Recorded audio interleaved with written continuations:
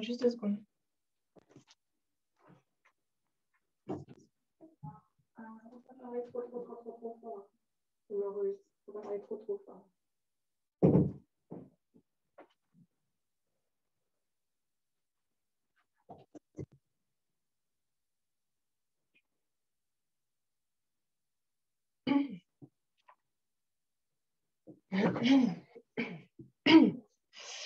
Bonsoir à tous. On ne voit pas vos visages.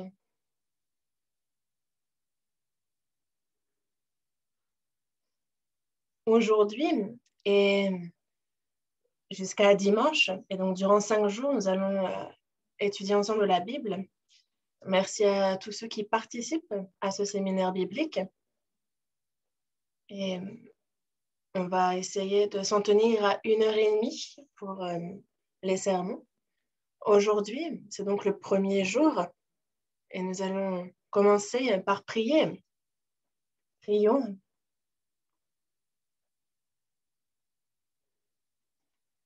Dieu, merci. Tu es le créateur des cieux, de la terre, des hommes, et tu gouvernes sur toute ta création, toi qui es omnipotent et omniscient. Merci pour l'occasion que tu nous donnes de pouvoir étudier ta parole. À partir d'aujourd'hui et durant 5 jours, nous allons apprendre ta parole. Et concernant ton existence, ton omnipotence, ton omniscience, aide-nous à comprendre ces choses. Et sois aussi avec la bouche imparfaite de celui qui prêche ta parole et que seule ta parole puisse être annoncée droitement, correctement. Et nous sommes ardents dans notre désir que tu sois avec nous. Ouvre le cœur de tous ceux qui sont ici présents. Aide-les à comprendre, même si ce n'est qu'un verset. Et toutes choses, nous les confions entre tes mains, toi qui es omnipotent et omniscient. En te remerciant, nous avons prié au nom du Seigneur Jésus. Amen.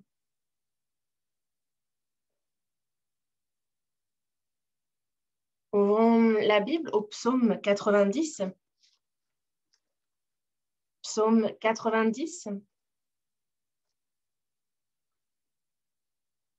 Psaume 90, verset 10. Psaume 90, verset 10. Si vous avez trouvé, on lit ensemble.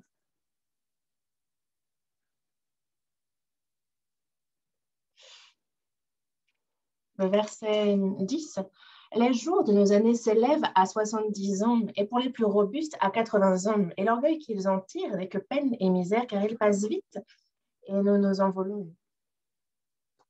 Je vous remercie de nouveau de pouvoir participer à ce séminaire. Et donc, aujourd'hui et les 4 prochains jours, nous allons étudier ensemble la Bible. Le psaume 90, verset 10, nous venons de le lire. Et il nous dit que les jours de nos années s'élèvent à 70 ans. C'est un fait. La majorité des hommes vivent 70 et 80 ans pour ceux qui vivent plus longtemps. Et certains vont jusqu'à vivre 100 ans. Mais il y a également un grand nombre de personnes qui meurent avant d'atteindre l'âge de 70 ans. Et lorsque tu nous dis que les jours de nos années s'élèvent à 70 ans, c'est un fait. Mais durant 70 ans, durant 80 ans,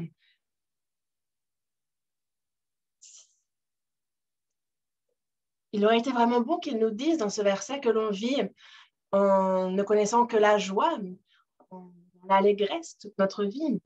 Mais il nous dit ici que si les jours de nos années s'élèvent à 70 ans, on voit que justement l'orgueil qu'ils en tirent n'est que peine et misère, que cette vie passe vite et qu'on s'envole. Et il est vrai que notre vie comprend un grand nombre de peines, d'efforts. Et cette vie qui compte tant d'efforts, pourquoi vivre une telle vie? Pourquoi vivons-nous dans ce monde? Et les hommes vivent sans connaître la réponse à cette question, sans même savoir pourquoi nous sommes nés sur cette terre, sans savoir non plus pourquoi nous vivons, quel est le but dans notre vie. Et en ignorant cela, nous sommes pourtant zélés dans notre vie.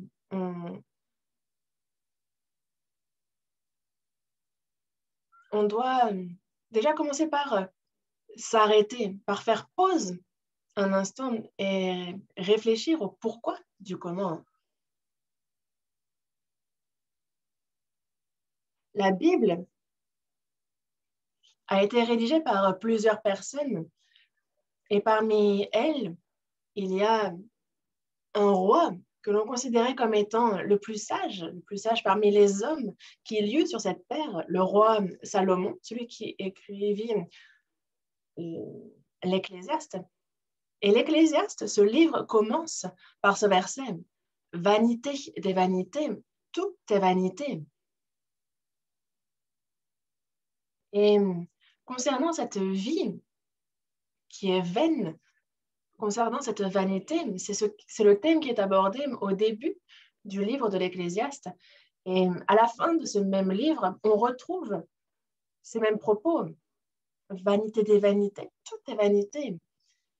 Notre vie, les jours de nos années qui s'élèvent à 70 ans et pour les plus robustes à 80 ans, il n'empêche que si on ignore pourquoi nous vivons et que même si nous sommes zélés de notre vie, et beaucoup sont dans ce cas, mais pourquoi est-ce que cette vie qui passe si vite, si on ne connaît pas la raison pour laquelle nous vivons?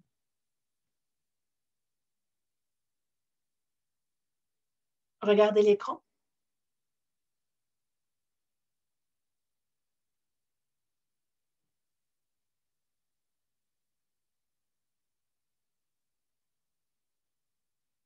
Il y a une vidéo que j'aimerais vous montrer qui nous décrit bien combien rapide est la vie.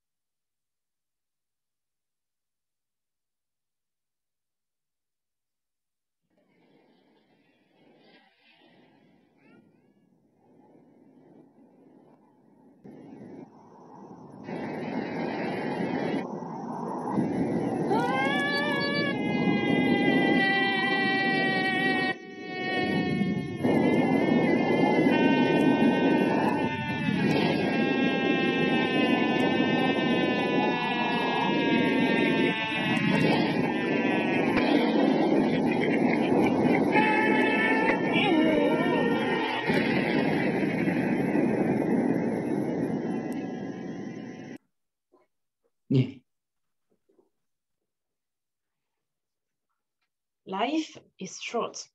La vie est très courte, vraiment.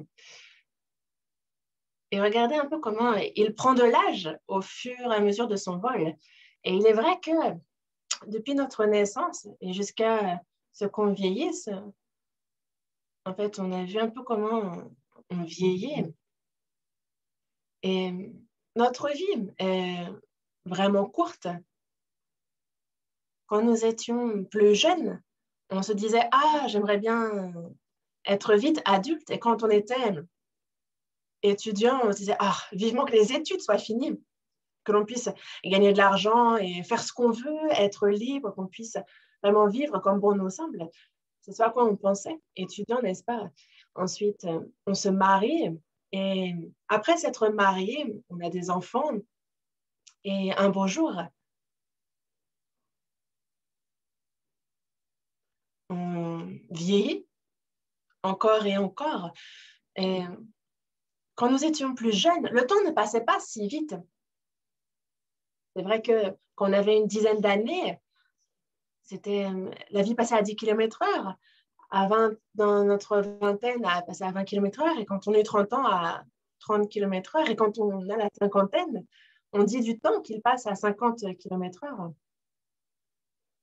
Et quand on atteint 70 ans, on dit qu'il n'y a plus de frein désormais, que le temps est très rapide. Et cette vie vaine, si ce monde était tout, alors pourquoi quel besoin d'être si zélé de notre vie? Et il est temps de faire une pause et de réfléchir au pourquoi nous vivons. Est-ce que notre vie est juste? Ce n'est pas le cas, n'est-ce pas? Nous vivons vraiment une vie injuste. Est-ce qu'il y a la justice dans ce monde? Et on voit les gens qui crient à la justice, mais il n'y a pas de justice dans ce monde. Et au contraire, on voit bien que ceux qui sont bons dans ce monde ne vont pas réussir. Ce n'est pas un monde logique. Et il y en a qui vont se plaindre et demander, mais comment est-ce que Dieu, s'il existe, a-t-il pu faire un tel monde? Certains vont jusqu'à l'insuster, mais s'il y a une chose dont il faut qu'on soit sûr, c'est qu'il y a un autre monde. Si ce monde existe, il y en a aussi un autre. Et ça ne peut pas être autrement. Est-ce que vous ne pensez pas qu'il faut absolument qu'il y ait le royaume des cieux et l'enfer?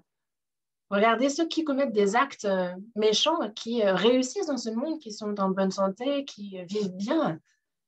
Et on voit les enfants de ces méchants qui, justement, profitent, qui héritent des fortunes, de l'autorité, du pouvoir et qui continuent dans ces mauvaises voies.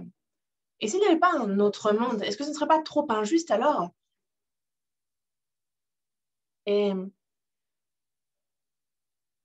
est-ce que ce ne serait pas justement plus équitable qu'il y ait aussi un enfer pour que ceux qui ont été méchants dans ce monde puissent justement être jugés et aller en enfer après leur mort? Mais il y a justement ceux qui sont bons, il y a ceux qui reçoivent le salut, qui profitent de la vie éternelle, qui vivent sur cette terre avec cette espérance et qui justement ensuite entrent dans le royaume des cieux. Ça, c'est équitable, n'est-ce pas? Il y a un monde éternel après la mort, que ce soit le royaume des cieux qui est éternel, tout comme l'enfer qui lui aussi est éternel. Et il faut donc, ce sont des lieux où nous pouvons nous rendre après notre mort. Il faut donc, pour entrer dans le royaume des cieux, que nous recevions le salut avant de mourir. Et pourquoi faisons-nous ce genre de séminaire biblique? C'est vraiment afin de pouvoir, de notre vivant, recevoir le salut et entrer dans le royaume des cieux à notre mort. Et merci à chacun d'entre vous d'être concentré, de participer jusqu'au bout sans louper de séance. Et alors vraiment, le salut est à portée de main. Mais qu'est-ce que le salut dont je vous parle? C'est, la Bible nous dit que c'est connaître Dieu. Et si on ne croit pas comme il faut, alors, en fait, on peut se dire que, ah, mais moi, je crois bien. On peut se tromper soi-même. Et donc, ce dont j'aimerais vous parler aujourd'hui, ce n'est pas mon avis, ce n'est pas de mon opinion, mais aujourd'hui, nous allons beaucoup chercher de passages dans la Bible afin que je vous montre ce que Dieu, lui, nous dit concernant le salut. Merci d'être concentrés. C'est vrai que nous allons chercher pas mal de versets assez rapidement. Mais une chose sur laquelle on se méprend, il y a vraiment des malentendus concernant le salut. Et je vais essayer d'aborder ce point-là de cette première séance. Qu'est-ce que le salut? Qu'est-ce que la vie éternelle? Voyons dans l'Évangile selon Jean, chapitre 17, verset 3. Évangile selon Jean, chapitre 17, verset 3.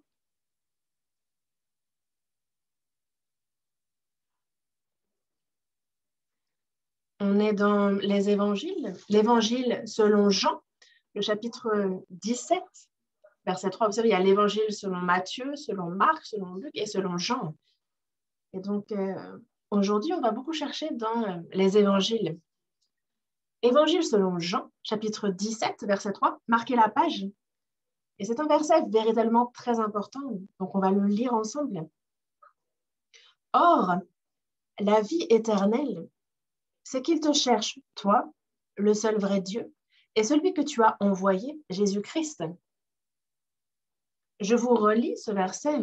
Or, la vie éternelle, c'est qu'ils te connaissent, toi, le seul vrai Dieu, et celui que tu as envoyé, Jésus-Christ. Dans Jean, chapitre 17, verset 3, on nous définit ici ce qu'est la vie éternelle, et c'est de connaître, croire. Mais que faut-il connaître? Que nous dit-il dans ce verset? Il faut connaître le seul vrai Dieu. C'est donc ce Dieu, le seul vrai Dieu, qu'il nous faut connaître. Dieu est Dieu.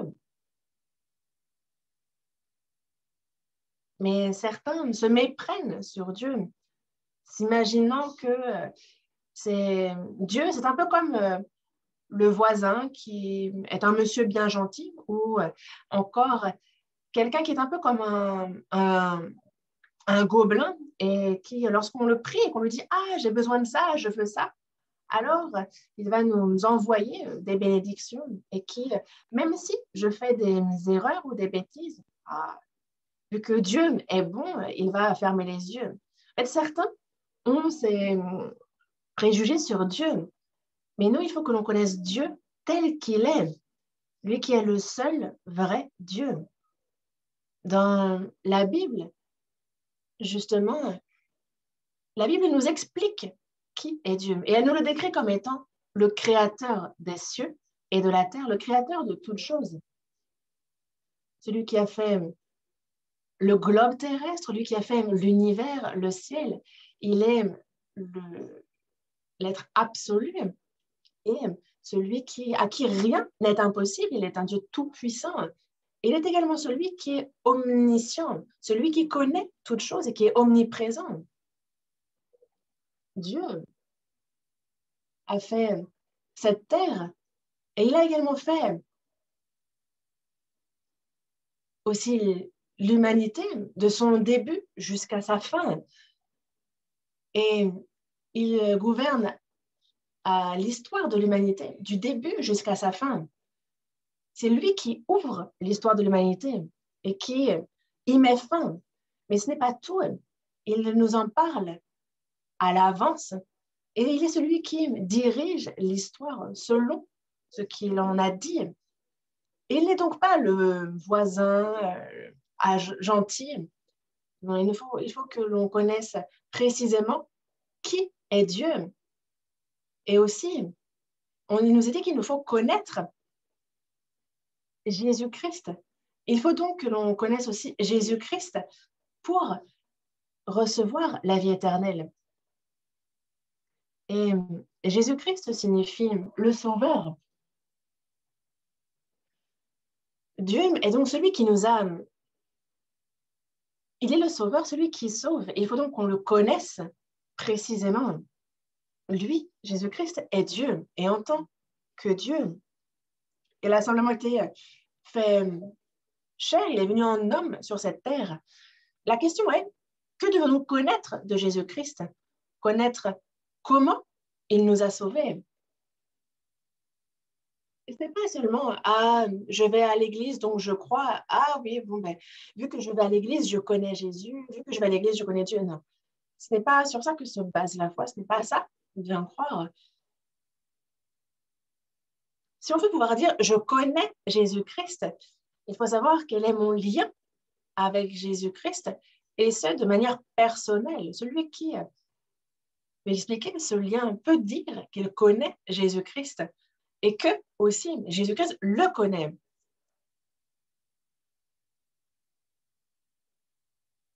Et nous,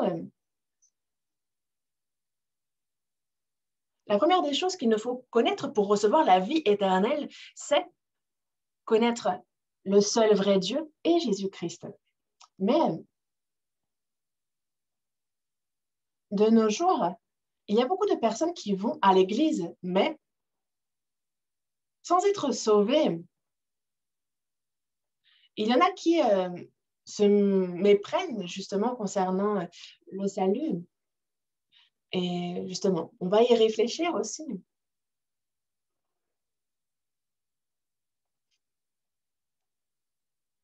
Il nous arrive de nous méprendre. N'étant pas sauvés, on se dit que on croit, on se dit qu'on connaît Dieu. Et notamment lorsqu'on se dit, ah, mais moi, je parle en langue. Ou,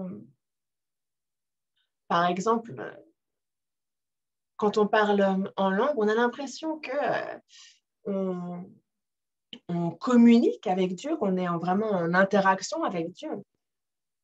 Mais parler en langue n'a rien à voir avec le salut. Et il arrive aussi que certains, justement, s'accrochent au miracle de guérison. Par exemple, disant que ah, j'étais malade de telle ou telle chose, j'avais tel ou tel cancer, mais on a imposé les mains sur ma blessure et j'ai guéri. Mais ça encore, c'est quelque chose qui n'a rien à voir avec le salut. D'autres disent que ah, moi, depuis ma naissance, depuis que je suis dans le ventre de ma mère, je vais à l'église. Mais encore là, ça n'a rien à voir avec le salut. D'autres disent,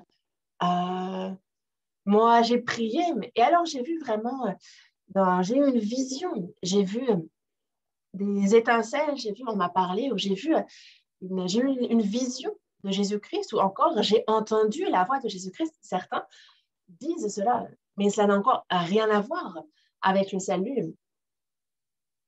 Et on peut bien avoir cette expérience 100 fois, 1000 fois, ça n'a toujours rien à voir avec le salut. Voyons, dans l'évangile selon Matthieu, c'est avant. Voyons, dans l'évangile selon Matthieu, chapitre 7, verset 21.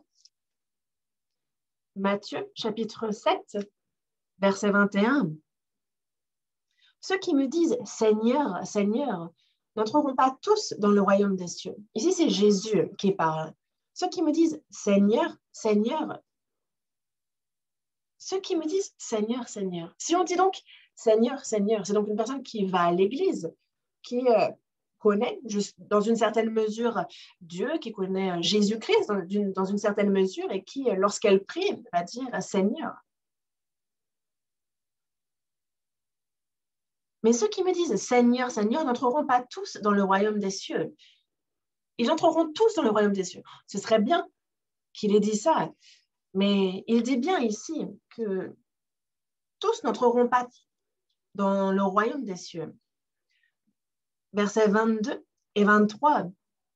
Plusieurs me diront en ce jour-là, Seigneur, Seigneur, n'avons-nous pas prophétisé par ton nom? N'avons-nous pas chassé des démons par ton nom? Et n'avons-nous pas fait beaucoup de miracles par ton nom? Que nous dit le verset 22? N'avons-nous pas prophétisé par ton nom? N'avons-nous pas chassé des démons par ton nom? Et n'avons-nous pas fait beaucoup de miracles par ton nom? Ils ont eu des visions, ils ont parlé en langue, ils ont fait beaucoup de miracles, ils ont guéri des gens, ils ont fait se lever des paralysés, ils ont fait ce genre de choses. C'est ce qu'ils disent. Ils disent donc avoir fait ceci et cela. Ils disent, nous, on fait tout ça et donc on connaît Jésus. Mais lui, Jésus, que dit-il? Verset 23. Alors je leur dirai ouvertement, je ne vous ai jamais connu. Retirez-vous de moi, vous qui commettez l'iniquité. Jésus, lui, dit, je ne vous ai jamais connu. Je ne vous ai jamais connu. Ce que vous faites, c'est l'iniquité. Et donc, retirez-vous de moi. Et si on se retire de Jésus, où va-t-on? En enfer. Et les hommes disent d'eux-mêmes qu'ils croient bien, qu'ils parlent en langue, qu'ils font tel ou tel miracle, qu'ils ont des visions, qu'ils vont à l'église depuis qu'ils sont dans le ventre de leur mère. Ils pensent connaître Jésus. Mais Jésus leur dit, je ne vous ai jamais connu. Retirez-vous de moi. Dans ces cas-là, comment faut-il faire pour que l'on puisse aller dans le royaume des cieux? Retournons au verset 21. Ceux qui me disent, Seigneur, Seigneur, n'entreront pas tous dans le royaume des cieux. Mais qui entre? Celui-là seul qui fait la volonté de mon Père qui est dans les cieux.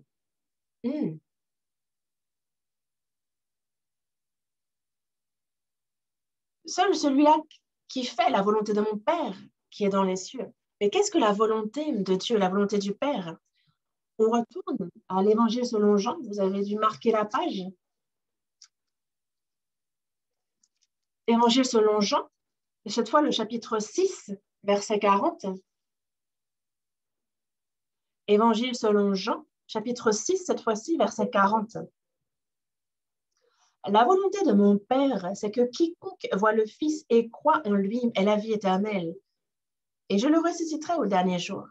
On nous parle ici de la volonté de Dieu, la volonté de mon Père. Quelle est cette volonté? C'est que quiconque voit le Fils et croit en lui ait la vie éternelle. Quelle est la volonté du Père? Est-ce que c'est le parler en langue? Est-ce que c'est de guérir les maladies charnelles que l'on a? Non. Est-ce que c'est les miracles? Est-ce que c'est les prodiges que l'on pourrait faire? Non plus. La volonté de Dieu, quelle est la volonté de Dieu vis-à-vis de l'homme? C'est qu'il voit le Fils, Jésus-Christ, qu'il croit en lui et qu'il reçoive la vie éternelle. Ça, c'est la volonté de Dieu le Père. Croire en Jésus-Christ ne consiste pas à avoir des visions, des miracles, des guérisons. Croire en Jésus-Christ, ce n'est pas après avoir vu tel ou tel miracle ou tel prodige. Ça, c'est se méprendre. Certains posent la question. Mais alors, au tout début du christianisme, il y a eu des miracles. Alors, qu'est-ce que cela signifie, ces miracles? Dans la Bible, on retrouve décrit de nombreux miracles. Qu'est-ce que ces miracles alors? Certains posent cette question. Mais la Bible répond précisément à cette question. Dans l'Évangile selon Marc, chapitre 16, Évangile selon Marc, chapitre 16, verset 20.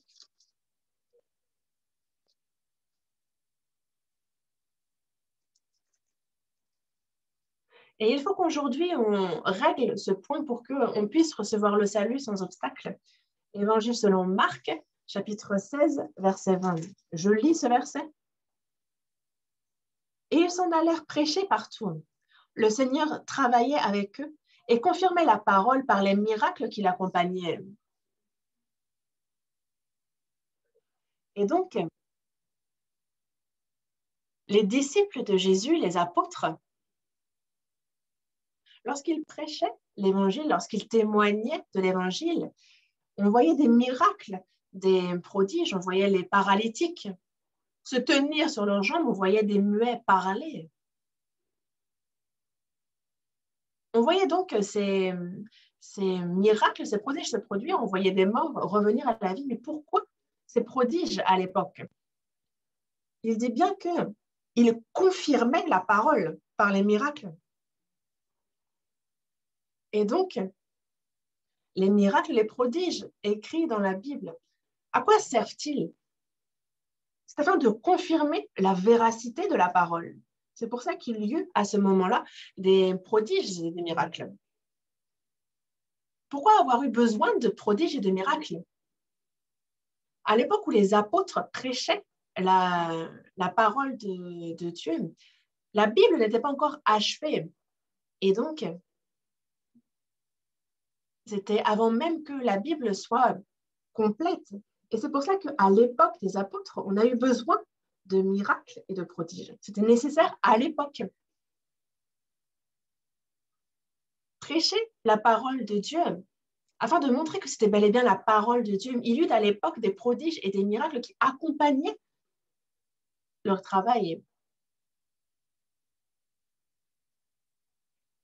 Et les miracles confirmaient la parole. C'était pour ça qu'il y avait à l'époque des miracles. Dans ces cas-là, vous allez me dire, mais alors on peut très bien aussi confirmer la parole de nos jours, maintenant avec les prodiges et les miracles. Par vous qui êtes présents aussi ce soir, il y a peut-être parmi vous quelqu'un qui a un doute concernant ces choses aussi. On va voir le dernier livre de la Bible qui est l'Apocalypse. Le dernier livre.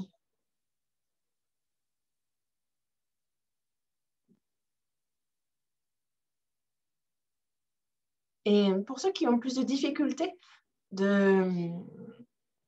à chercher les passages dans la Bible, écoutez bien quand on vous la lit. Apocalypse chapitre 13. Apocalypse chapitre 13, du verset 12 au verset 14. Apocalypse, le dernier livre de la Bible, Apocalypse chapitre 13, du verset 12 au verset 14. Elle exerçait toute l'autorité de la première bête en sa présence, et elle faisait que la terre et ses habitants adoraient la première bête dont la blessure mortelle avait été guérie. Elle opérait de grands prodiges. Donc on voit que cette bête opère de grands prodiges, même jusqu'à faire descendre du feu du ciel sur la terre à la vue des hommes. Donc on la voit faire de grands prodiges, vraiment. Verset 14. Et elle séduisait les habitants de la terre par les prodiges qui lui étaient donnés d'opérer en présence de la bête, disant aux habitants de la terre de faire une image à la bête qui avait la blessure de l'épée et qui vivait. Ici,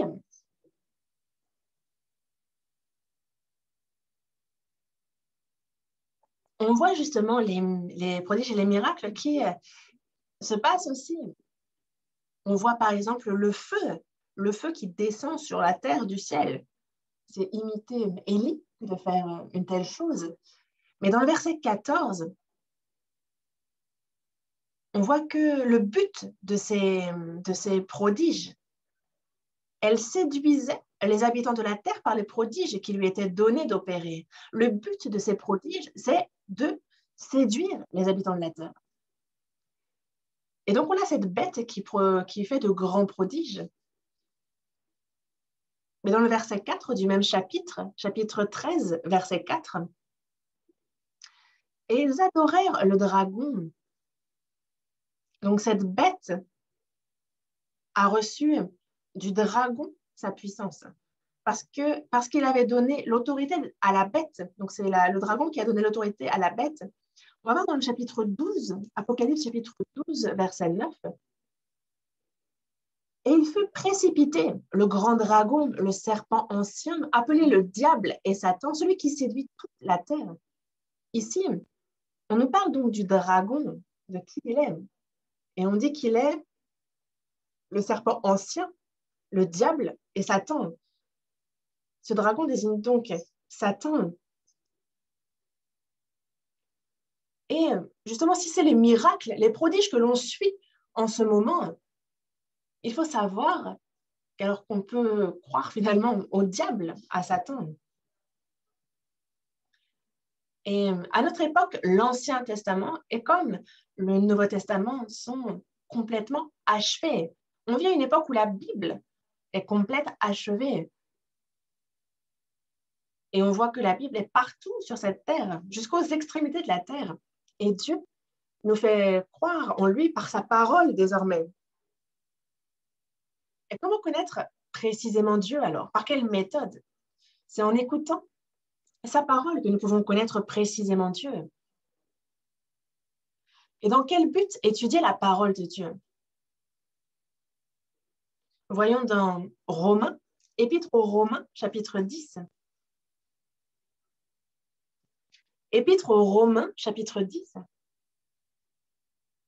verset 17. Romains, chapitre 10, verset 17.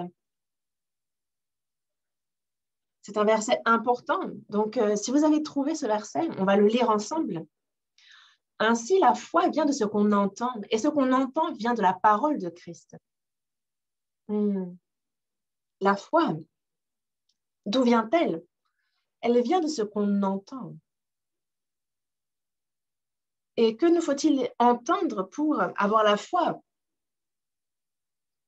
C'est la parole de Christ. C'est lorsqu'on entend la parole de Christ que l'on reçoit la foi. C'est quand on entend sa parole que l'on peut connaître précisément et croire. Mais il est vrai qu'à notre époque, si on suit les miracles, les prodiges, alors ce n'est pas la bonne foi que nous aurons.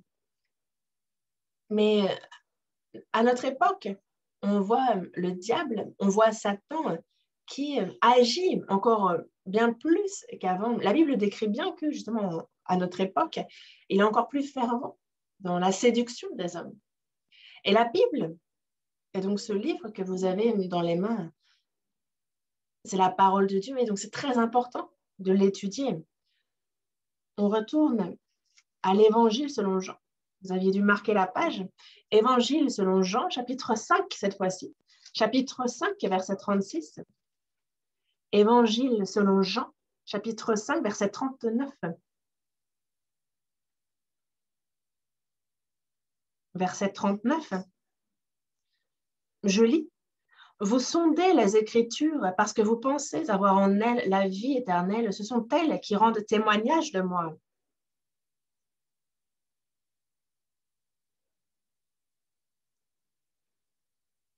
Vous sondez les Écritures parce que vous pensez avoir en elles la vie éternelle. Oui, c'est dans la Bible que nous pouvons recevoir la vie éternelle. On écoute la parole de Dieu et on est sauvé. Et ce n'est pas à travers des expériences, à travers des miracles ou des prodiges que l'on est sauvé. Ce n'est pas possible. Avant d'être sauvé, beaucoup, justement, fréquentent une église, mais pour d'autres raisons. Et ça, c'est une mauvaise chose. Le but pour lequel Dieu nous donne sa parole, ce n'est pas afin de réussir dans la société. Ce n'est pas pour ça qu'il nous l'a donné. Ce n'est pas pour garder de bonnes relations, de bonnes connexions avec les autres. Ce n'est pas non plus pour que l'on soit bon dans notre vie. Évidemment, il est naturel d'être bon dans la vie, mais ce n'est pas le but ultime de la Bible. Ce n'est pas pour notre consolation, pour notre réussite personnelle.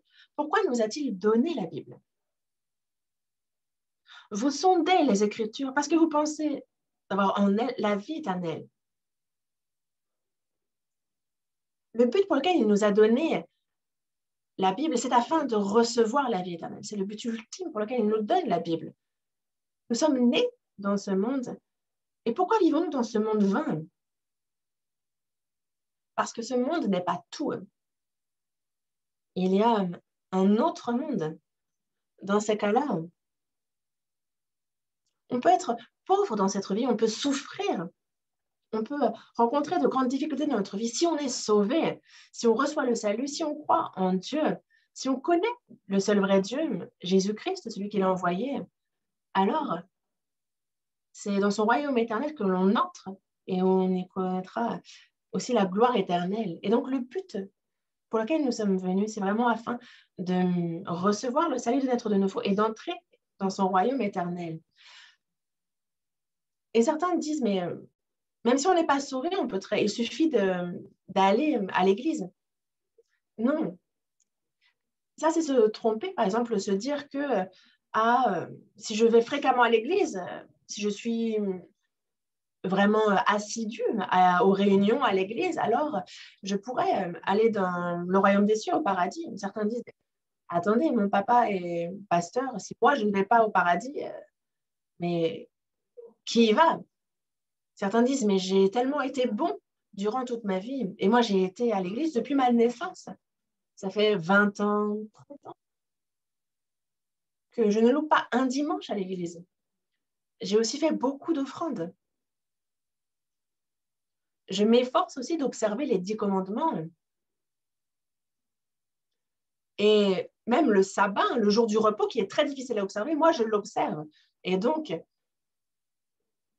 regardez, moi, je connais Jésus et je le prie énormément. Et est-ce que tu penses que le Seigneur lui dirait qu'il ne me connaît pas? Non. Est-ce que tu penses vraiment qu'il pourrait me dire qu'il ne me connaît pas? Certains croient de cette manière. Et cette foi floue fera qu'on est rejeté lorsqu'on se présente devant Dieu. Que dit Dieu? Il dit bien que, justement, tous ceux qui disent Seigneur, Seigneur n'entreront pas dans le royaume des cieux. Au contraire, il dit, vous qui commettez l'iniquité, retirez-vous de moi. Je ne vous ai jamais connu. On peut faire beaucoup d'offrandes, on peut aller à l'église tous les dimanches, on peut évangéliser beaucoup, on peut avoir une vie religieuse et être zélé. Mais ce n'est pas le zèle qui garantit le salut d'une personne. Le salut n'a rien à voir avec toutes ces choses. Le salut ne vient pas du zèle. On est dans l'Évangile selon Jean, n'est-ce pas? Donc, on va voir le chapitre 3, verset 3. Évangile selon Jean, chapitre 3, verset 3. Lisons ensemble. Jésus lui répondit, en vérité, je te le dis, si un homme ne naît de nouveau, il ne peut voir le royaume de Dieu.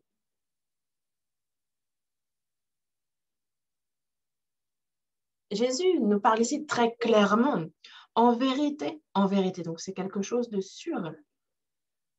Je te le dis, si un homme ne naît de nouveau, donc s'il n'est pas une seconde fois, s'il ne reçoit pas le salut, alors il ne peut pas voir le royaume de Dieu. Est-ce que vous pouvez aller dans un endroit que vous ne voyez pas? Non, ça signifie bien que la personne ne peut pas y entrer. Si on ne naît pas de nouveau, on ne peut pas entrer dans le royaume des cieux. Si l'on n'est pas sauvé, on ne pourra jamais entrer au paradis.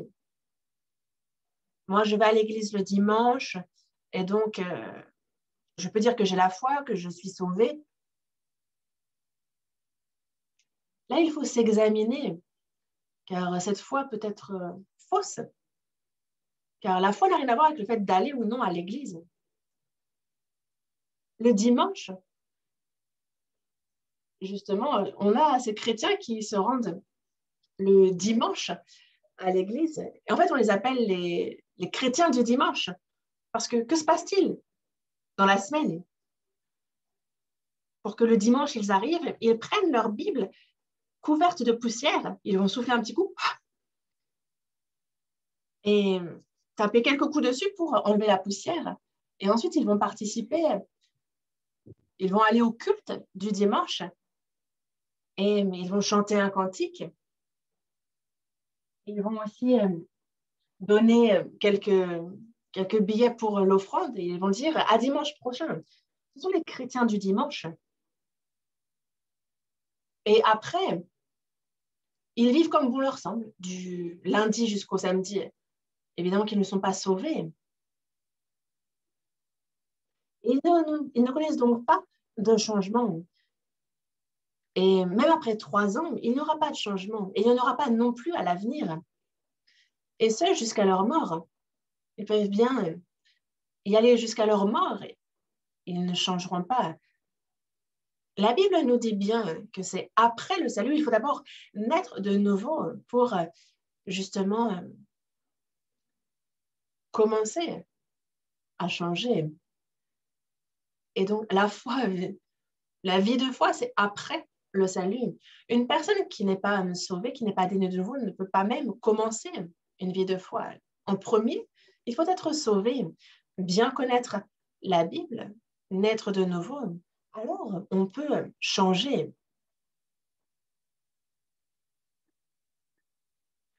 Et ce changement est possible seulement par la parole. C'est très important. Justement, le changement après le salut n'est possible que par la parole. Voyons dans la première épître de Pierre, chapitre 1. Première épître de Pierre, chapitre 1, verset 23. Première épître de Pierre, chapitre 1, verset 23. Puisque vous avez été régénérés, non par une semence corruptible, mais par une semence incorruptible, par la parole vivante et permanente de Dieu. Nous avons été régénérés, nous sommes nés de nouveau. Par quoi? Par la parole de Dieu. Notre salut ne vient de nulle part ailleurs que par la Bible. Nous ne pouvons être sauvés que par la parole de Dieu, que par la Bible. Le salut n'est possible que par sa parole. Le changement de notre vie aussi commence après que l'on reçoit le salut. Dans Colossiens, chapitre 3, justement, on nous parle de ce qui arrive une fois que l'on est sauvé. On voit justement qu'on se dépouille du vieil homme et qu'on se revêt de l'homme nouveau. Et il faut naître de nouveau pour justement pouvoir se dépouiller du vieil homme et pour se revêtir de l'homme nouveau. Voilà la seconde épître aux Corinthiens, chapitre 5, seconde épître aux Corinthiens, chapitre 5, verset 17, seconde épître aux Corinthiens, chapitre 5, verset 17.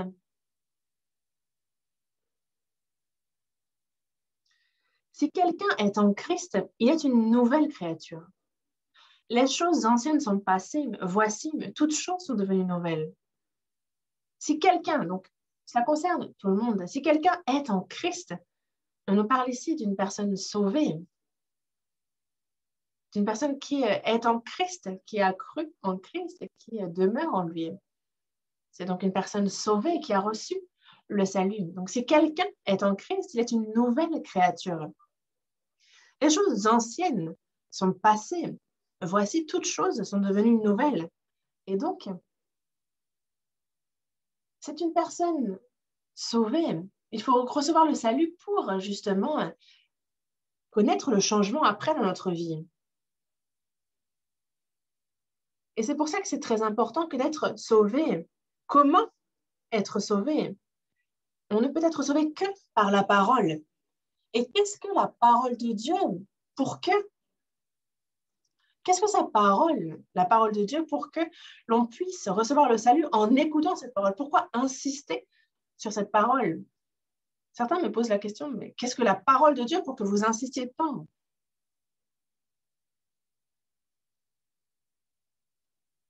Pourquoi dites-vous que c'est seulement par la parole que l'on peut être sauvé? Certains me posent cette question.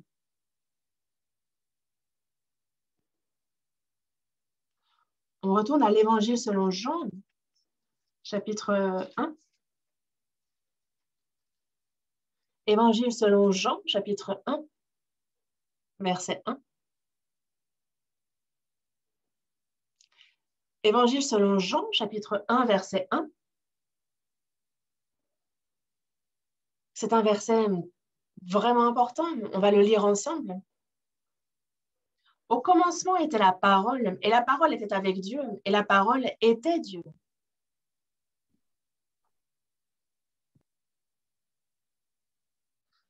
Regardez-moi. Au commencement était la parole, et la parole était avec Dieu, et la parole était Dieu. Qu'est-ce que la parole? Qu'est-ce que la parole? C'est Dieu lui-même. comme il nous le présente ici. Et donc, la parole de Dieu est véritablement très importante. Si on descend au verset 14, dans le verset 14, « Et la parole a été faite chair, et elle a habité parmi nous, pleine de grâce et de vérité. Et nous avons contemplé sa gloire, une gloire comme la gloire du Fils unique venu du Père. » Et la parole était Dieu, la parole est donc Dieu. Elle est venue sur cette terre, elle a été faite chair par le Fils. La parole, c'est Dieu. La parole a été faite chair et est venue sur cette terre en tant qu'homme. Et cet homme, c'est Jésus. Et c'est pour ça qu'il est fils de Dieu. On décrit Jésus comme étant fils de Dieu. La parole, c'est Dieu. Et cette parole a été faite chair en Jésus-Christ, qui est fils de Dieu. Et donc, Jésus est le fils de Dieu. Et la Bible est très importante. Sa parole est très importante. Et c'est ce qu'il y a de plus important dans ce monde. Dans le psaume 138, verset 2, on voit que le Seigneur,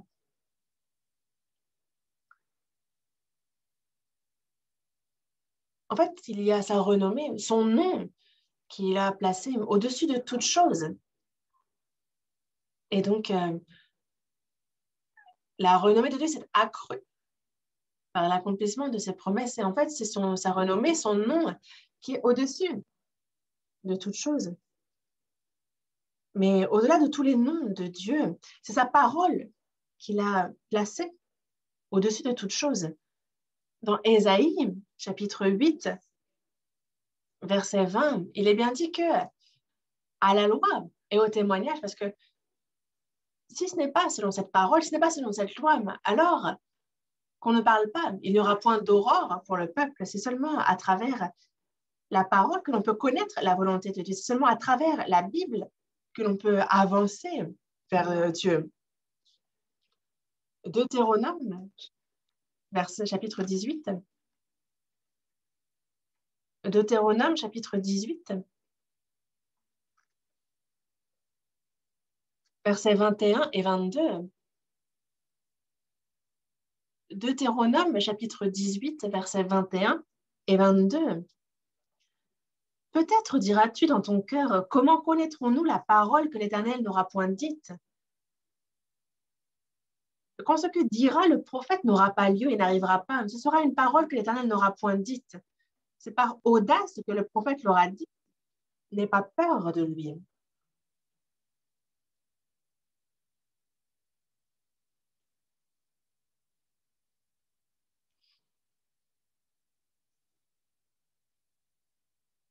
Dans ce monde, il y a beaucoup de religions, il y a beaucoup de confessions. Et même dans le christianisme, en fait, il y a différents clans, il y a des confessions différentes. Et on peut se dire, oh, mais je suis vraiment confus. Pourquoi tant de confessions? Pourquoi tant de doctrines? Et il y en a tant que je ne sais même pas en quoi il faut croire. Je ne pense pas pouvoir croire à cause de toute cette confusion. Et c'est pour ça qu'il nous a, dans le verset 21, déjà, il nous a devancés, sachant les pensées que l'on aurait. Peut-être me diras-tu dans ton cœur, comment connaîtrons-nous la parole que l'Éternel n'aura point dite? Comment savoir si c'est la parole de Dieu, si c'est bien ce que lui a dit? Et Dieu a dit de ne pas suivre telle ou telle confession, de ne pas suivre des hommes, de ne pas suivre un pasteur ou un autre. Mais que faut-il suivre? C'est sa parole qu'il faut suivre. Mais comment savoir, comment connaître si c'est la parole de Dieu ou pas? C'est la question qu'on peut se poser, n'est-ce pas? Mais dans le verset 22, justement, il est dit que si ça a lieu, alors on peut y croire. Et à partir d'aujourd'hui, juste dans les 4 prochains jours, c'est la parole de Dieu qu'on étudie. Et il nous est dit que ce qu'il prophétise a lieu, que cela arrive. Et il y a le 2/3 de la Bible qui sont constitués de prophéties. Il nous parle donc à l'avance. Et on peut donc, nous, voir si oui ou non dans l'histoire, il y a accomplissement des prophéties de ce qu'il a annoncé à l'avance. Ça, on peut l'examiner, le voir. Il faut donc qu'il y ait des preuves. Il faut que ça ait lieu dans l'histoire. Il faut que cela arrive. Parce que si cela n'arrive pas, si cela n'a pas lieu, alors ce n'est pas la parole de Dieu. Et donc, il n'y a pas besoin d'avoir peur. Mais au contraire, si cela arrive, si dans l'histoire, ça a lieu, si on voit la parole qu'il a annoncée s'accomplir, alors c'est bel et bien la parole de Dieu. Et que faut-il faire dans ces cas-là? Il faut avoir peur. C'est ce qu'il nous dit dans ce verset. Dans un livre, on peut lire, si on lit rien que plusieurs chapitres, nous pouvons connaître justement très rapidement qui a écrit, on peut savoir un peu ce qu'il pense et qui il est. On différencie très bien, par exemple, un texte écrit par un universitaire ou par un collégien. On lit et on voit tout de suite le niveau. On peut tout de suite dire, ah, ça c'est un collégien qui a écrit. Ou par exemple, on peut lire une page et savoir tout de suite si c'est plutôt quelqu'un d'instruit, de cultivé qui a écrit. Et c'est quelque chose que l'on voit très rapidement, même nous, entre humains. Mais si la Bible est bel et bien le livre écrit par Dieu, si c'est bel et bien sa parole, alors on va voir que cela dépassera même l'entendement humain. Voyons dans Ésaïe chapitre 55. Ésaïe chapitre 55, versets 8 et 9.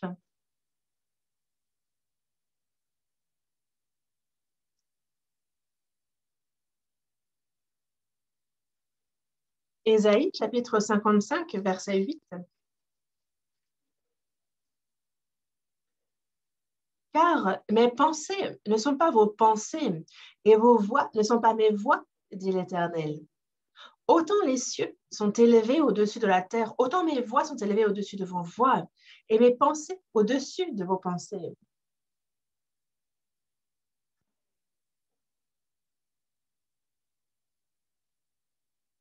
Les pensées de Dieu, les voix de Dieu sont bien plus élevées que les pensées et les voix des hommes. À quel point? Autant les cieux sont élevés au-dessus de la terre, autant mes voix sont élevées au-dessus de vos voix. Donc, c'est une différence, c'est la même distance que entre le ciel et la terre, c'est du tout au tout. La différence est aussi grande que la différence entre le ciel et la terre. Et donc, la pensée de l'homme ne peut pas suivre celle de Dieu. On apprend la Bible, on la lit, et on se rend compte très rapidement que, ce sont des paroles que seul Dieu a pu prononcer. Si notre conscience est hautement sensible, c'est quelque chose que l'on réalise très vite. En un jour, en 2 jours, on sent, c'est bel et bien Dieu qui a écrit cela. Ça, on peut le savoir clairement. Et c'est pour ça que je vous invite à étudier en détail cette Bible, car Dieu lui-même n'a pas parlé, il n'a pas été parlé de généralité, il est précis dans ce qu'il dit. On va voir dans Ésaïe chapitre 34, quelques chapitres avant. Ésaïe chapitre 34, verset 16. Ésaïe chapitre 34, verset 16. On lit ensemble. Consultez le livre de l'Éternel et lisez. Aucun d'eux ne fera défaut, ni l'un ni l'autre ne manqueront, car sa bouche l'a ordonné, c'est son esprit qui les rassemblera.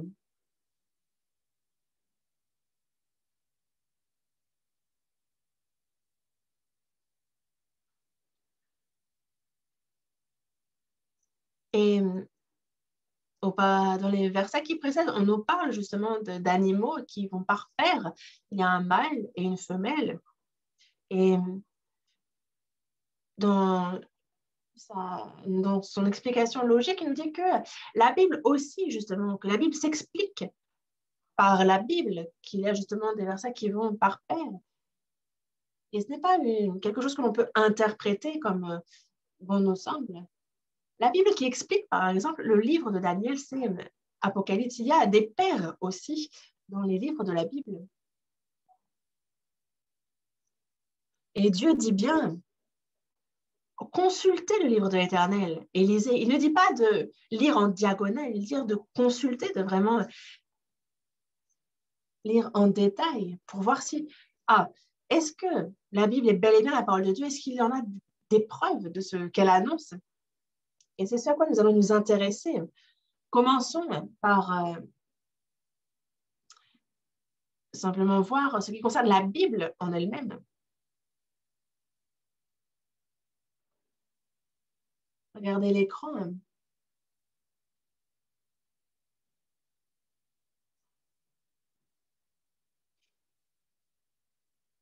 La Bible est très épaisse. Et ça fait aussi, c'est aussi un très vieux livre au sens où cela a pris 1600 ans à être rédigé. Cela a commencé en 1500 avant Jésus-Christ pour que sa rédaction soit finie en 100 après Jésus-Christ. Et vu que cela a pris 1600 ans, ce n'est pas une seule personne qui a écrit ce livre, mais c'est justement 40 personnes qui ont mis sur papier cette Bible. Je reviendrai là-dessus. On a 39 livres qui composent l'Ancien Testament et 27 livres, le Nouveau, donc un total de 66 livres. L'Ancien Testament est écrit en hébreu et le Nouveau Testament en grec. Et ce qui est très surprenant, vraiment, c'est que même si c'est différent, en fait, c'est identique aussi. Elle est cohérente. Parce que si ça a été un livre écrit sur 1600 ans, il y a donc c'est des époques différentes, des lieux différents. Et comment est-ce qu'on pourrait trouver une unité, justement une identité à ce livre, mais les contenus sont identiques. Et par exemple, on a 40 personnes qui ont écrit la Bible, donc ils avaient des professions différentes, ils venaient de régions différentes, mais la Bible, elle, son contenu est uni. Et c'est vrai que, par exemple, en tant qu'homme, on a, par exemple, des fois un statut différent. Certains livres ont été écrits par un roi, d'autres par des pêcheurs. Et c'est vrai que pourtant, lorsque l'on compare les deux livres, écrits l'un par le roi et l'autre par le pêcheur, le contenu est identique, alors que pourtant, ils peuvent avoir aussi un âge différent, mais pourtant, le contenu est cohérent. Et c'est donc la Bible en ça, elle est vraiment très remarquable. Et c'est à environ 3800 reprises que la Bible nous dit « l'Éternel dit ».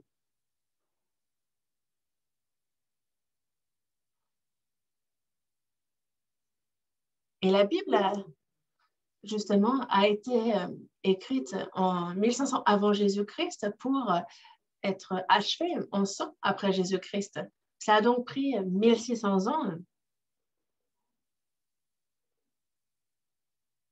Mais il y a dans la Bible des preuves sur ce qui s'est passé avant même ces 1500 ans. Et c'est ça qu'on va s'intéresser aujourd'hui. Et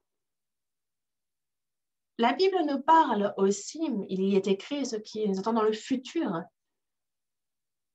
car il écrit à l'avance l'histoire et on se rend compte que le déroulement de l'histoire correspond à ce qu'il avait annoncé dans sa parole. C'est identique. Et la Bible est vraiment l'histoire de l'humanité vue par Dieu. La première phrase, celle qui commence cette Bible, c'est « Au commencement, Dieu créa les cieux et la terre ». Et le dernier verset de ce dernier chapitre de la Bible, c'est que le premier ciel et la première terre avaient disparu. Et donc, l'histoire de l'humanité prend fin. Mais par contre, il y a un nouveau ciel et une nouvelle terre qui, eux, s'ouvrirent. Et c'est sur ces versets que se termine la Bible. La Bible nous parle des choses terrestres et des choses célestes. Il n'y a pas seulement des choses terrestres, il y a aussi des choses célestes. Et la Bible aborde ces deux choses. Toute écriture est inspirée de Dieu et utile pour enseigner, pour convaincre, pour corriger, pour instruire dans la justice. Mais qu'est-ce que c'est être inspiré de Dieu?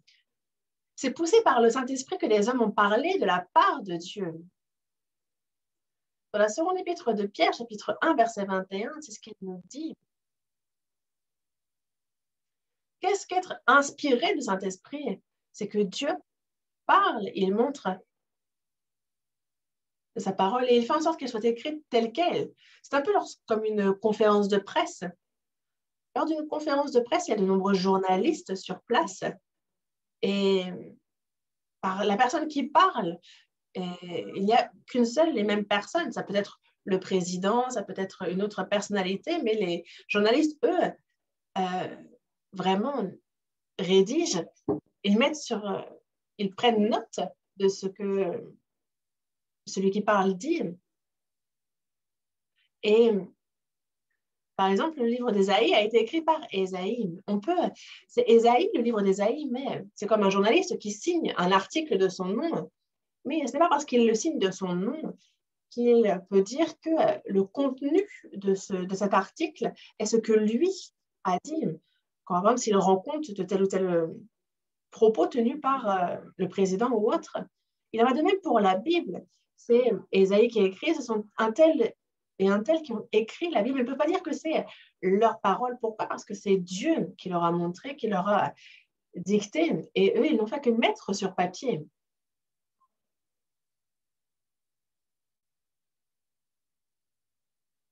Et donc, il y a donc un original écrit par une personne et après, les copies ont été rédigées par d'autres personnes. Et justement, en fait, l'original disparaît et restent les copies. Et il n'y a absolument aucun original de la Bible actuellement, mais par contre, on a de multiples copies.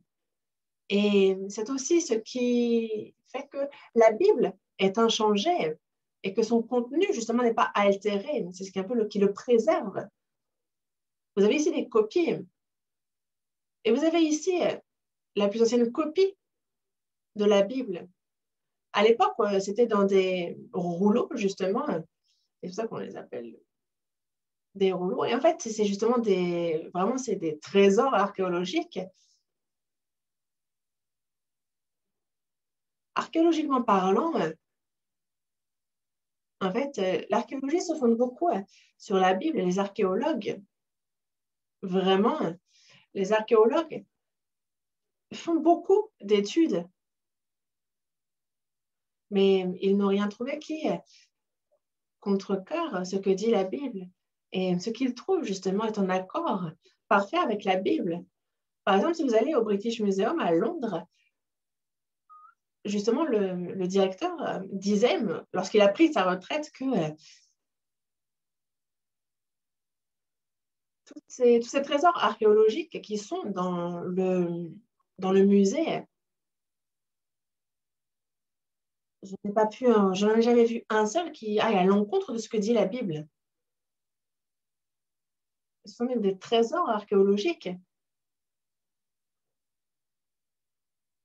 On n'a pas entendu parler, n'est-ce pas, de trésors archéologiques concernant le Coran, concernant, par exemple, le bouddhisme. En fait, il n'y a de trésors archéologiques que pour la Bible. Et elle est vraiment au cœur, justement, de l'archéologie. On a découvert, justement, la plus ancienne version, la copie la plus ancienne de la Bible, qu'on appelle les copies de la mer morte. Et justement, les hommes s'interrogeaient, ah, mais est-ce que justement la Bible que l'on a maintenant, est-ce qu'elle n'aurait pas été modifiée? Mais en fait, ces doutes se sont envolés justement avec la découverte de ces copies, parce que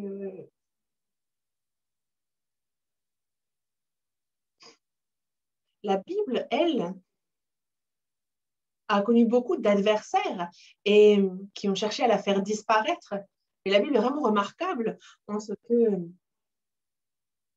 malgré tous ces opposants, ceux qui ont brûlé des milliers d'exemplaires, ceux qui les ont découpés, en fait, même en cherchant à tuer tous ceux qui prêchaient cette parole, en fait, la Bible, elle a survécu, elle a demeuré. Et en fait, quand on a justement ce qui a marqué le dernier millénaire, la Bible et son impression avec Gutenberg est dans le top. On la voit aussi être traduite. C'est en 2013, justement, qu'il y avait 2551 langues. En 2015, par contre, c'est 2935 langues dans lesquelles sont traduites la Bible. Et ça ne fait qu'augmenter. En 2019, c'est 3395 langues dans lesquelles on a traduit la Bible. Il n'y a pas d'autres livres qui comptabilisent de telles traductions. Est-ce que vous en connaissez un autre? Et on se demande en fait, justement, à quel moment, combien de personnes ont la Bible dans leur langue. Et donc, c'est tout sauf la, la partie rouge. Et ceux qui ne l'ont pas. Et c'est vrai qu'il y a donc l'anglais, le français, qui sont des langues aussi dominantes dans ce monde, qui sont aussi des langues qui traduisent beaucoup les textes officiels avec l'anglais, le français. Et donc, l'anglais et le français sont vraiment au cœur aussi dans les échanges. Et c'est pour ça que toute personne, même si ce n'est pas dans sa langue maternelle, c'est en anglais, en français, en espagnol, en chinois, en fait, à travers d'autres langues que la personne peut lire la Bible et recevoir le salut. Ça a été fait en sorte que tout le monde puisse y avoir accès. Mais on se dit, mais qu'est-ce que la Bible pour qu'elle soit traduite en tant de langue et pour que les présidents américains prêtent serment lors de leur investiture sur la Bible?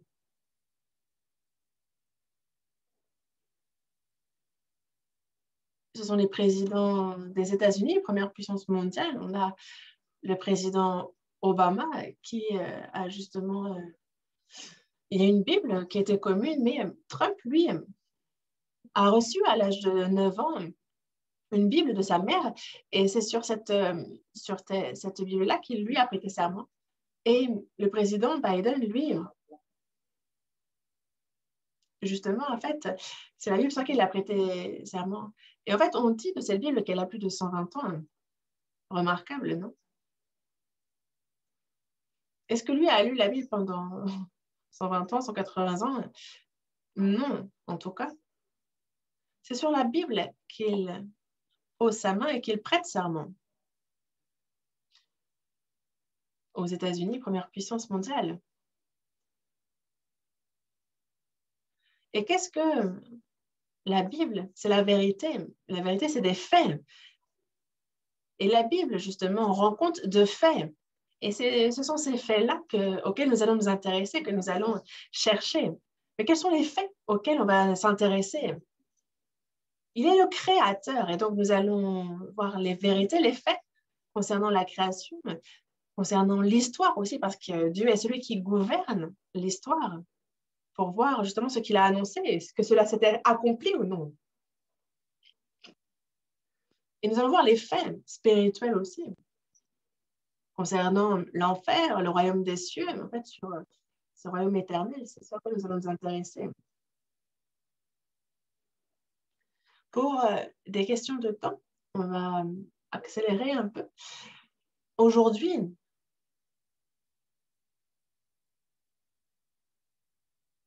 c'est vrai qu'il y a dans la Bible des passages difficiles d'accès, difficiles à croire. On pense à des contes, vraiment, que ce sont des légendes.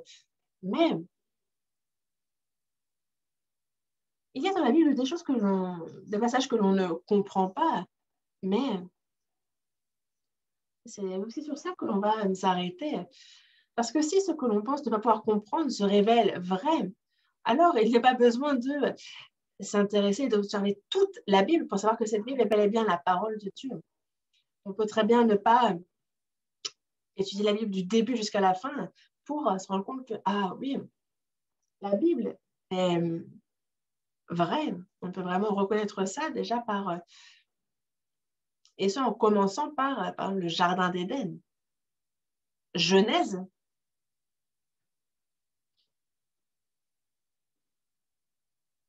Genèse, chapitre 2.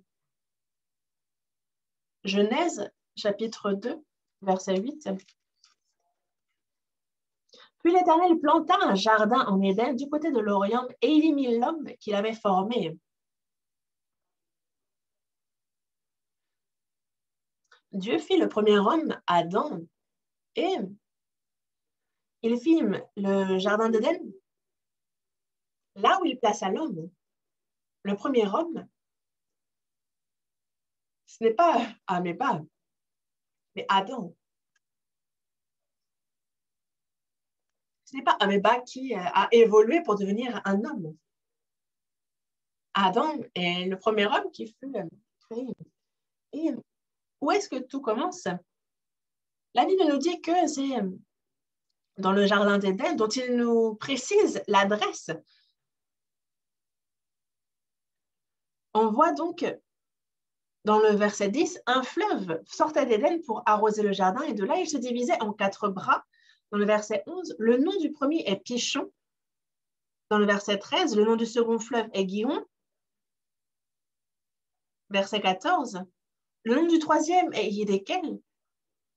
C'est celui qui coule à l'orient de la Syrie. Le quatrième fleuve, c'est l'Euphrate. Ici, vous avez donc l'emplacement du jardin d'Éden qui nous est décrit précisément. Il y avait donc un fleuve à 4 bras qui coulait en Éden.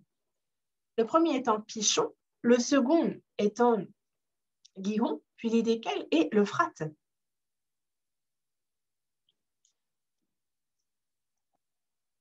Et donc, la Bible n'est pas une légende, ce n'est pas un contenu flou. Où était le jardin d'Éden? Il suffit d'observer les fleuves qui étaient en lui, et alors nous pouvons observer qu'il y en a 2 qui coulent encore. Le troisième, l'Hiddekel, le quatrième, l'Euphrate. Le quatrième, l'Euphrate, et donc c'est l'Euphrate que l'on connaît, qui coule encore maintenant.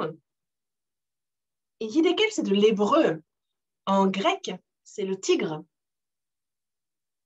Et le Tigre et l'Euphrate sont 2 fleuves qui coulent encore.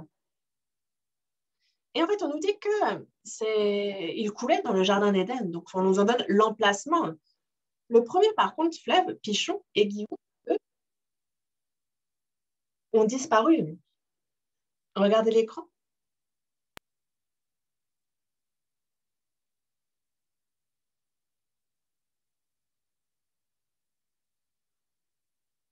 Dieu fit le premier homme et le plaça dans le jardin d'Éden.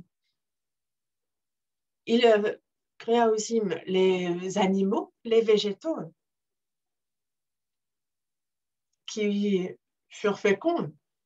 Où était le jardin d'Éden? On a le premier fleuve, le Pichon, puis Gihon, et desquels est l'Euphrate.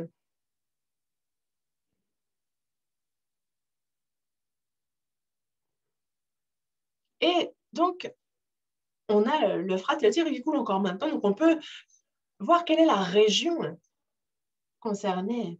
Et c'est vrai que dans la Bible, on peut trouver des contenus qui semblent être des légendes, mais il n'y a que des choses qui sont prouvées archéologiquement, et donc la Bible, ce n'est pas des contes et des légendes, ce sont des faits qui s'accomplissent.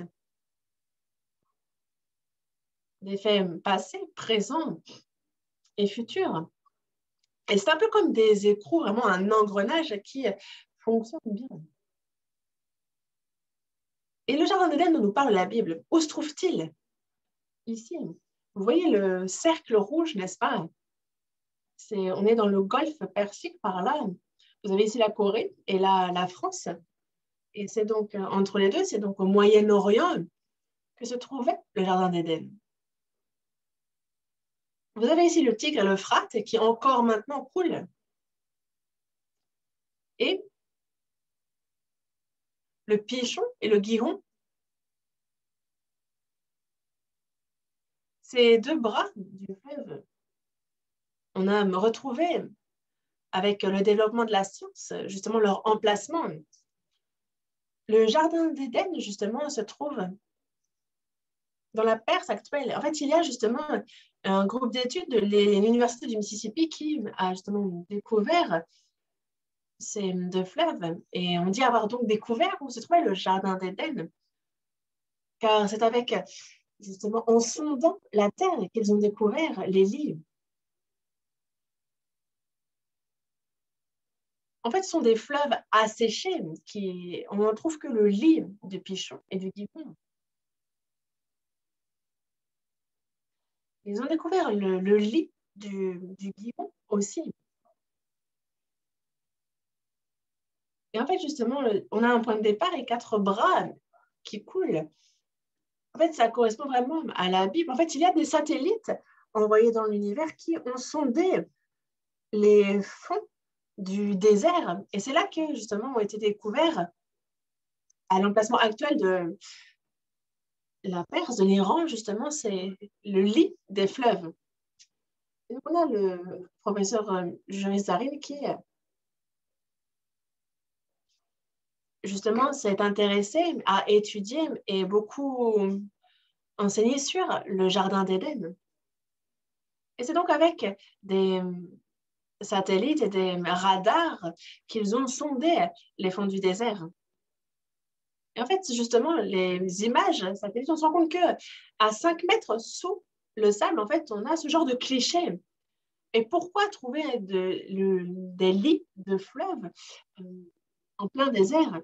Et c'est comme la région actuelle est un désert, mais on se pose la question, comment se fait-il qu'il y ait tant de pétrole puisé?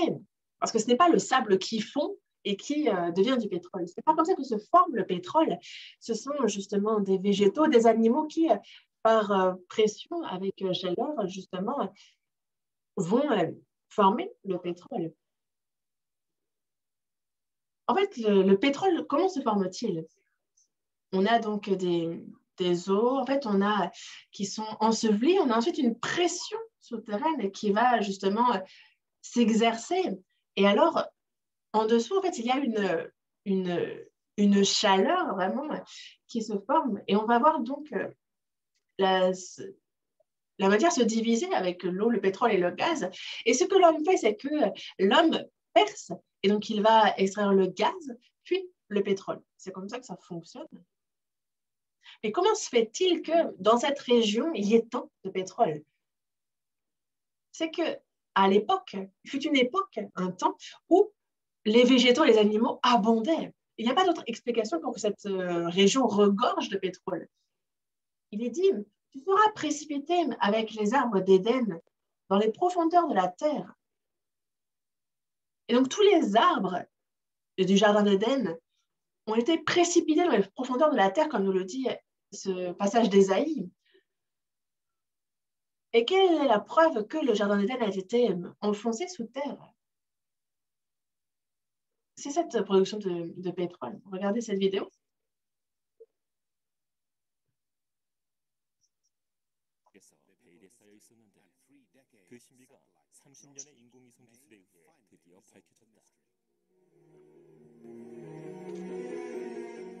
성경에서는 에덴 동산의 위치가 이곳의 근원이 되는 티그리스강과 유프라테스강과 다른 두 개의 강인 비손강과 기온강이 있는 곳이라고 묘사되어 있다. 그런데 문제는 현재 터키에 흐르고 있는 티그리스강과 유프라테스강은 시리아와 이라크에서부터 오는 강들과 근원이 틀리다는 것이다. 그리고 그곳에 비손과 기온강은 현재 존재하지 않다는 것이다. 그러나 고고학자인 지오로스 차린 교수는 이 수수께끼를 풀 수 있다고 믿었다. 그는 1971년에 최초의 고대 인류 발생지를 찾기 위해 아라비아 반도를 여행하였다. 그리고 그는 사우디아라비아가 과거에 항상 사막은 아니었음을 밝혀내었다. 연구 과정에서 자린 교수는 인공위성에서 찍은 사진을 토대로 땅의 지형을 밝혀내게 되었다. 이것은 놀라운 발견이었다. 이 사진을 통해 화석화된 두 개의 강을 발견할 수 있었다. 지금은 말라버린 강들이다. 그곳은 현재 사우디아라비아와 이란에 위치하고 있다. 이 강들이 과연 성경에 나오는 비손과 기용강의 흔적인가? 성경에는 네 개의 강들은 한 군원에서 만난다고 묘사되어 있다. 자린 교수는 지하에서 티그리스와 유프라테스 강이 페르시아만을 향해 흘러서 서로 만난다고 믿는다. 현재 이들의 강들은 같이 만나고 있지는 않지만 과거에 해수면이 아주 낮았을 때에는 서로 만났을 것이라고 한다. 네 개의 강들이 모두 흘렀을 때의 상황은 6, 7천 년 전에는 창세기에 묘사된 것처럼 물고기와 자원과 물이 풍부했을 것입니다. 그래서 처음에는 페르시아만의 시작점이 에덴 동산에 위치했던 곳이고 하나가 네 개의 강으로 나눠졌다고 말할 수 있습니다. 네 개의 강들은 강 쪽으로 흘러서 마침내 하나의 강과 만나게 되는데 이 지점이 비옥한 땅, 바로 성경에 나오는 에덴 동산이라고 말할 수 있다.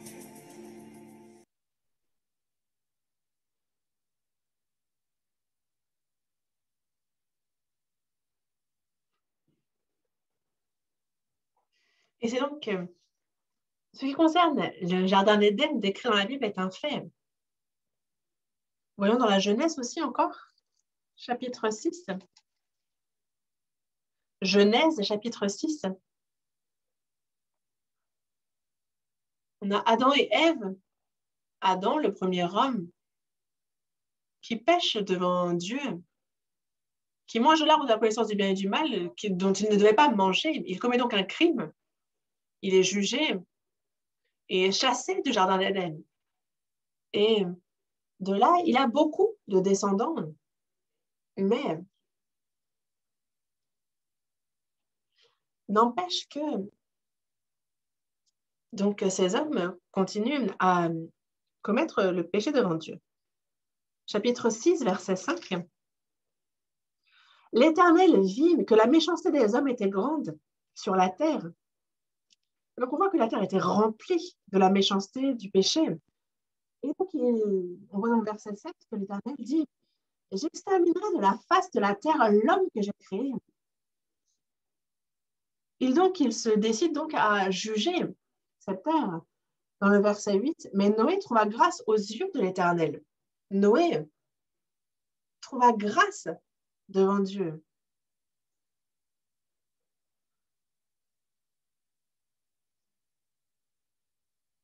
Verset 14, on voit que Dieu ne peut pas permettre à Noé, qui l'a sauvé, de périr par ce jugement. Et il va juger la terre par les hommes. Il lui donne donc les instructions pour construire une arche afin de survivre.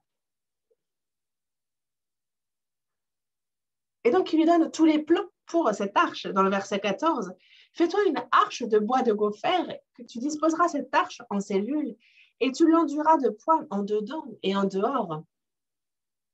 Tu feras... Voici comment tu la feras. L'arche aura 300 coudées de longueur, 50 coudées de largeur et 30 coudées de hauteur. Tu feras à l'arche une fenêtre que tu réduiras à une coudée en haut. Tu établiras une porte sur le côté de l'arche et tu construiras un étage inférieur, un second et un troisième. » Et dans le verset 18, on voit les hommes et les animaux qui sont montés dans l'arche. Verset 18. « Mais j'établis mon alliance avec toi. Tu entreras dans l'arche, toi et tes fils, ta femme et les femmes de tes fils avec toi. » On voit donc 8 personnes montées dans l'arche, verset 19. « De tout ce qui vit de toute chair, tu feras entrer dans l'arche 2 de chaque espèce. Pour les conserver en vie avec toi, il y aura un mâle et une femelle. » Il y a donc un mâle et une femelle de chaque animal. Donc, un mâle et une femelle, donc 2 de chaque espèce. Verset 21, verset 20. Des oiseaux selon leur espèce, du bétail selon son espèce, et de tous les reptiles de la terre selon leur espèce, 2 de chaque espèce viendront vers toi pour que tu leur conserves la vie. 8 hommes et un mâle et une femelle, une paire de chaque espèce d'animaux. Verset 22. On lit ensemble. C'est ce que fit Noé. Il exécuta tout ce que Dieu lui avait ordonné. C'est ce verset qui compte. Il a vraiment fait cette arche comme le lui avait demandé l'Éternel. Et un animal, mâle et femelle, chaque espèce est montée dans l'arche. Chapitre 7, verset 5. Noé exécuta tout ce que l'Éternel lui avait ordonné. Verset 6. Noé avait 600 ans lorsque le déluge d'eau fut sur la terre. Verset 7. Et Noé entra dans l'arche avec ses fils, sa femme et les femmes de ses fils pour échapper aux eaux du déluge. Verset 10. 7 jours après, les eaux du déluge furent sur la terre. Il n'y a pas eu tout de suite le déluge, mais 7 jours sont passés. Donc Dieu patienta 7 jours. C'est Dieu qui attendit. Verset 11. L'an 600 de la vie de Noé, le second mois, le 17e jour du mois, en ce jour-là, toutes les sources du grand abîme jaillirent et les écluses des cieux s'ouvrirent. Verset 12. La pluie tomba sur la terre 40 jours et 40 nuits. Verset 16. Il y entra mâle et femelle de toute chair, comme Dieu l'avait ordonné à Noé, puis l'Éternel ferma la porte sur lui. Verset 17. Le déluge fut 40 jours sur la terre, les eaux crurent et soulevèrent l'arche, et elle s'éleva au-dessus de la terre. Verset 18. Les eaux grossirent et s'accrurent beaucoup sur la terre, et l'arche flotta sur la surface des eaux. Verset 19. Les eaux grossirent de plus en plus, et toutes les hautes montagnes qui sont sous le ciel entier furent couvertes. Verset 21. Et donc, tout ce qui se mouvait sur la terre périt, tant les oiseaux que le bétail et les animaux, tout ce qui rampait sur la terre et tous les hommes. Verset 22. Tout ce qui avait respiration, souffle de vie dans ses narines et qui était sur la terre sèche, mourut. Et dans le verset 24, les eaux furent grosses sur la terre pendant 150 jours.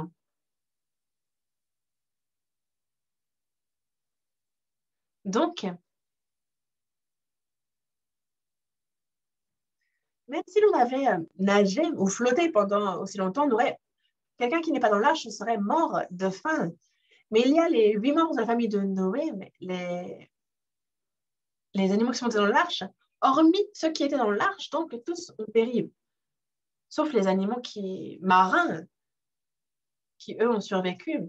Et dans le chapitre 8, verset 1, Dieu se souvint de Noé, de tous les animaux et de tout le bétail qui était avec lui dans l'arche. Et Dieu fit passer un vent sur la terre et les eaux s'apaisèrent. Il fit donc souffler un vent pour que les eaux s'apaisent. Verset 3. Les eaux se retirèrent de dessus la terre, s'en allant et s'éloignant. Et les eaux diminuèrent. Verset 4. Le 7e mois, le 17e jour du mois, l'arche s'arrêta sur la montagne d'Ararat. L'arche, donc, s'est arrêtée sur les montagnes d'Ararat. Voyons une dernière chose avant de terminer. Ce que l'on vient de lire, on va essayer de résumer un petit peu. L'arche fut construite et au temps fixé, on a Noé, c'est les 8 membres de sa famille, les animaux de chaque espèce, mâles et femelles, sont montés dans l'arche. Et les hommes se sont moqués, ils ne sont pas montés dans l'arche en disant « ce vieux Noé, il est complètement fou, la porte s'est fermée ». En fait, ils se sont moqués, mais il a commencé à pleuvoir. Alors c'est devenu grave, parce que c'est la première fois qu'il voyait la pluie. Il se disait, mais qu'est-ce que c'est? C'était la première fois qu'il voyait la pluie, parce que auparavant, la Bible dit bien qu'il n'a jamais plu. C'est la première fois qu'ils ont vu des gouttes de pluie. Ils se sont dit, mais en fait, c'est bel et bien vrai, le déluge. Dieu existe bel et bien. Est-ce qu'il va vraiment nous juger? Ils ont commencé à avoir peur. Ils ont étaient pleins de remords, de regrets, ils sont allés vers l'arche, ils ont frappé pour entrer, mais la porte était déjà fermée. Et parmi les versets qu'on vient de lire, on voit que c'est Dieu qui ferma la porte. C'est ce qui est écrit, n'est-ce pas? C'est Dieu qui a fermé cette porte. Ce n'est pas Noé. Quand on regarde cette porte, elle n'a pas de poignée, elle n'a pas de serrure. Cette porte n'est pas une porte que l'homme peut ouvrir et fermer. C'est Dieu qui a fermé cette porte. Et donc, personne ne peut l'ouvrir, ni même Noé. Même s'il avait envie d'ouvrir, il ne pouvait pas l'ouvrir. On a vu que justement, il avait patienté 7 jours. Dieu a patienté, il a attendu. C'est ici son amour, comment il le manifeste. Mais il ne patiente pas éternellement. Au temps fixé, il patiente jusqu'à ce moment. Et alors, qui que ce soit qui soit dans l'arche, il suffisait de monter dans l'arche pour être sauvé du déluge. Mais pour ce qui est de monter ou de ne pas monter dans l'arche, c'est le choix de chacun. Et donc, les hommes ont rejeté la grâce et l'amour de Dieu. C'est eux qui ont rejeté ça. Dieu n'a pas jugé parce qu'il n'a pas de pitié. Il y avait ce salut qui était sous leurs yeux. Ce sont les hommes qui ont rejeté ce salut et qui les ont conduits à leur perte. Ils disaient, Noé, on a commis une erreur, ouvre-nous, ouvre-nous. Ils pouvaient bien frapper autant qu'ils veulent. C'est une porte que Dieu a fermée et puis personne ne peut l'ouvrir. Et c'est quand on a l'occasion qu'il faut monter dans l'arche. C'est un peu la même chose pour nous et la vie éternelle, nous et notre salut. C'est de notre vivant sur cette terre. C'est quand on a l'occasion qu'il faut recevoir le salut pour entrer au paradis. La mort peut venir soudainement, mais si on est mort, c'est trop tard alors. Et dans la Bible, il nous est bien dit qu'à la fin des temps, Jésus va revenir. Et lorsque ce moment arrivera, alors ceux qui sont sauvés, il est bien dit qu'ils seront enlevés. Jésus va venir les chercher. Et une fois que le Seigneur va revenir, ce sera fini. On ne pourra plus être sauvé. C'est un peu comme cette porte de l'arche qui a été fermée. C'était fini. On pourra pleurer, se lamenter, prier, et ce sera fini à ce moment-là. Et donc, si ce n'est pas maintenant, ce ne sera jamais. C'est maintenant qu'il y a l'amour de Dieu, qu'il y a la grâce de Dieu. Et c'est pour ça que les eaux ont recouvert toute la terre. Et donc, tous ceux qui n'étaient pas dans l'arche sont morts.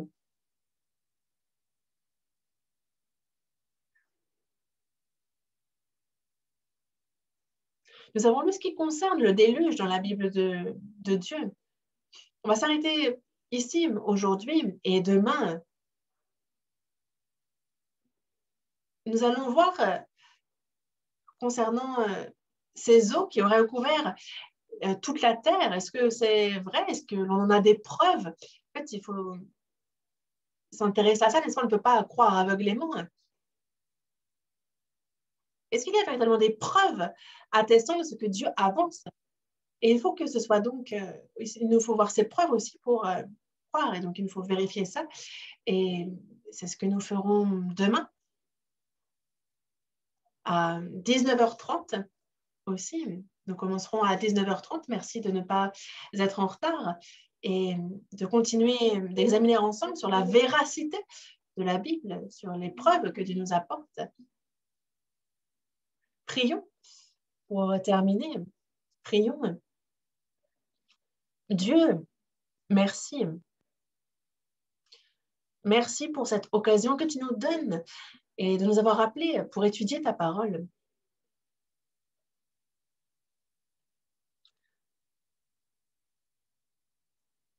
Nous te demandons de nous faire connaître le vrai salut, la vraie foi.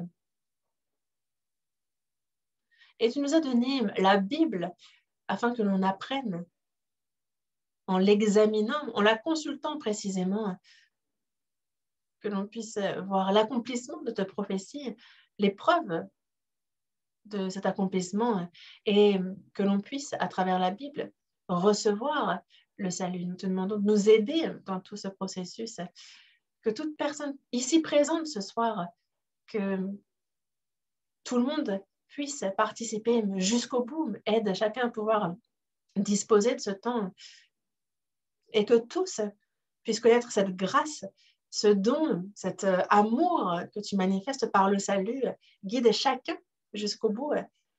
Nous te remercions et nous avons prié au nom du Seigneur Jésus. Amen.